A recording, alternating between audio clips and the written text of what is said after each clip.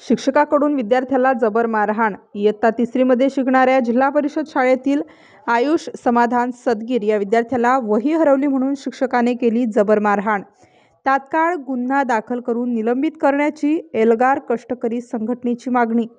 त्र्यंबक तालुक्यातील टाकेहर्ष येथील जिल्हा परिषद शाळेत इयत्ता 3री मध्ये शिकत असलेल्या आयुष समाधान सदगीर या विद्यार्थ्याने वही हरवली या क्षुल्लक कारणावरून जबर मारहाण केली आहे. या अशा वागणुकीने टाकेहर्ष गावात संतापाची लाट पसरली आहे व शिक्षकाला शाळेतून निलंबित करण्यात यावे अशी तक्रार शिक्षण अधिकारी यांच्याकडे केली गेली आहे. आज एक संतापजनक घटना घडली. त्र्यंबकेश्वर तालुक्यातील टाकेहर्ष या ठिकाणी इयत्ता 3री मध्ये शिकणाऱ्या आयुष समाधान सदगीर या छोट्या मुलाला शिक्षकाने बेदम मारहाण केली. त्यामुळे तो जखमी झालेला आहे. त्याच्या पाठीवरती अक्षरशः 10 ते 15 वळ असे उठलेले आहेत. कारण मारण्याचं क्षुल्लक कारण होतं की त्याची वही हरवली आणि म्हणून शिक्षकाने त्याला इतकी जबर अशी शिक्षा दिलेली आहे.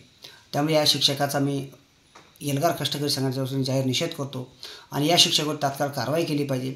मी याबाबतची तक्रार पोलिसांना दिलेली आहे. बाल हक्क संरक्षण आयोग महाराष्ट्र राज्य यांच्याकडे याबाबतची तक्रार केली आहे.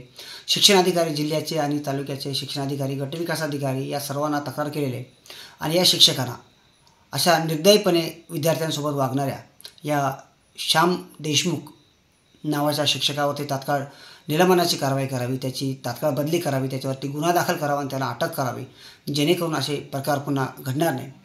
शिक्षक हा एक विद्यार्थ्यांना सांभाळणारा आणि त्याच्या भरोश्यावरती पालक पाठवतात विद्यार्थ्यांना. मात्र जर असा त्याला बेदम मारहाण करीत असेल तर अशा शिक्षकावरती कोणी विश्वास ठेवायचा. दुर्दैवाने जर काही त्या मुलाला झालं असतं तर याला जबाबदार कोण? सुदैवाने त्या विद्यार्थ्याला काही झालं नाही. त्यामुळे तो आज वाचला आणि सुखरूप आहे. मी आपल्या चॅनलच्या माध्यमातून सरकारला आवाहन करतो की या अशा शिक्षकांना तात्काळ आपण निलंबित करावं आणि हा सर्व प्रकार एल्गार कष्टकरी संघटनेने बाहेर काढलेल्या या प्रकरणाला वाचा फोडलेली आहे. एल्गार कष्टकरी संघटना नसती तर. स्टार न्यूजसाठी प्रतिनिधी गणेश लहामटे, इगतपुरी.